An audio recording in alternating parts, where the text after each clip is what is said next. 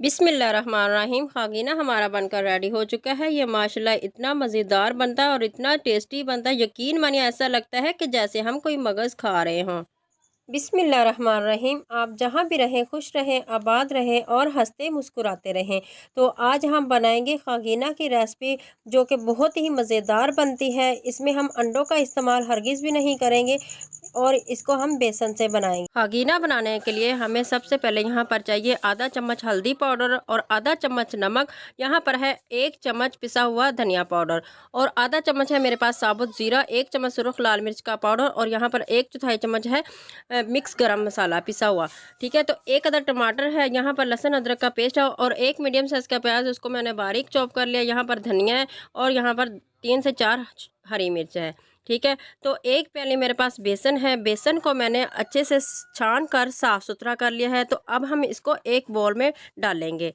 ठीक है, तो इसमें अब डालेंगे हम 1/4 चम्मच नमक और 1/4 चम्मच इसमें हम डालेंगे हल्दी पाउडर।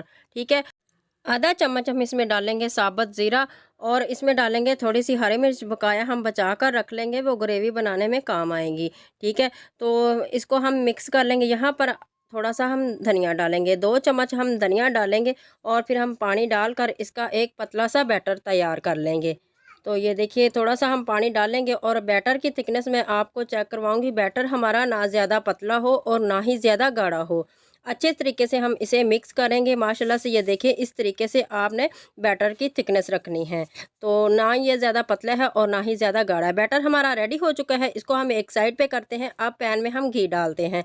तो आधा कप मैंने घी लिया है और इसमें हम प्याज शामिल करते हैं। प्याज को मैंने इस तरीके से बारीक चॉपर में डालकर चॉप कर लिया है।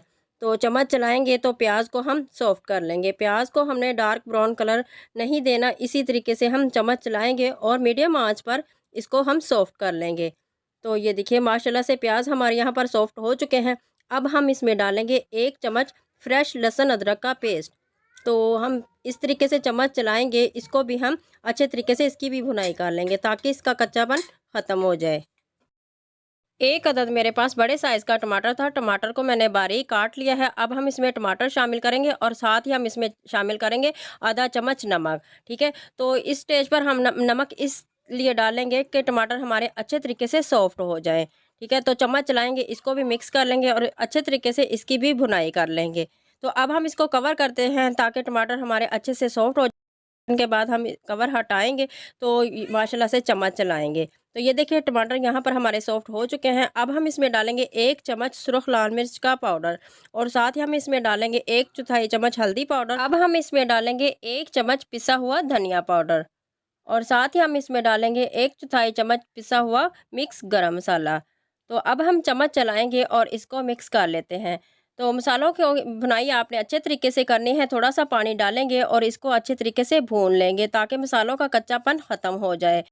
2 से 3 मिनट के लिए मसाले की इसी तरीके से हम भुनाई करेंगे ताकि ये अच्छे तरीके से भुन जाए। माशाल्लाह से यहाँ पर देखिए कितनी अच्छी ग्रेवी हमारी बन चुकी है और मसाले का जो है वो ऑयल सेपरेट हो चुका है। तो इस स्टेज पर हम इसमें डालेंगे 1 चम्मच कसूरी मेथी।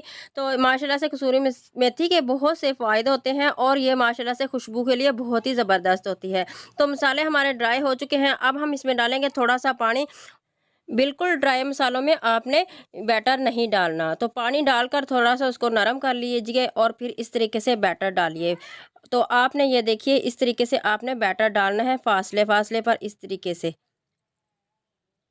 तो माशाल्लाह से ये देखिए, आज माशाल्लाह से बहुत ही ज़बरदस्त और बहुत ही मज़ेदार रेसिपी होने वाली है।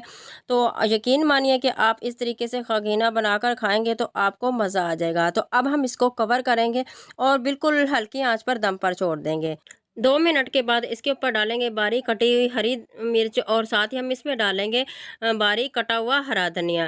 ठीक है, तो अब हम इसको कवर करेंगे, 5 मिनट के लिए हल्की आँच पर छोड़ देंगे। तो माशाल्लाह से यहाँ पर 5 मिनट हो चुके हैं। अब हम इसको चम्मच के साथ इस तरीके से थोड़ा-सा मिक्स कर लेंगे। तो आपने इस तरीके से आराम से चम्मच को चलाना है, तो इसको आपने थोड़ा-थोड़ा सा करके इसको तोड़ लेना है। तो इस स्टेज पर हम आँच को थोड़ा-सा तेज़ करेंगे और इसकी भुनाई कर लेंगे। अच्छे तरीके से इसकी भुनाई कर लेंगे और माशाल्लाह से ये इतना मज़ेदार बनता है। इसमें हमने अंडों का इस्तेमाल नहीं किया, सिर्फ़ ये बेसन से हमने बनाया है और माशाल्लाह से ये खागीना इतना मज़ेदार बनता है और इतना टेस्टी बनता है कि ऐसा लगता है कि जैसे हमने कोई मगज़ खा लिया हो। इसका टेस्ट इतना ज़बरदस्त बनता है। तो रेसिपी को आप फ़ॉलो करके इस तरीके से बनाएँगे तो इंशाल्लाह ताला आप बार-बार बनाकर खाएँगे। ये इतना मज़ेदार बनता है और माशाल्लाह से इसकी भुनाई अच्छे तरीके से हमने कर ली है और यहाँ पर देखिए ऑयल सेपरेट हो चुके हैं। तो अब हम आपको दिखाएँगे इसकी फ़ाइनल लुक। तो इसको डिश आउट करेंगे और आपको दिखाएँगे इसकी फ़ाइनल लुक।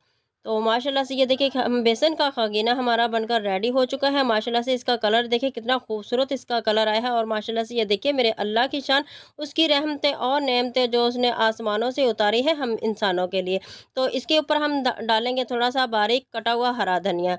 तो माशाल्लाह से ये देखिए माशाल्लाह से कितना ज़बरदस्त और माशाल्लाह से ये खाने में इतना ही मज़ेदार है। आप इसे गरमा-गरम नान, चपाती या फिर आप पराठे के साथ सर्व करें तो ये आपको खाने में बहुत ही पसंद आएगा। माशाल्लाह से ये इतना मज़ेदार बनता है और इतना टेस्टी बनता है। तो उम्मीद करती हूँ आज की भी वीडियो आपको बहुत ही पसंद आई होगी। तो वीडियो को लाइक और शेयर ज़रूर कर दिया करें।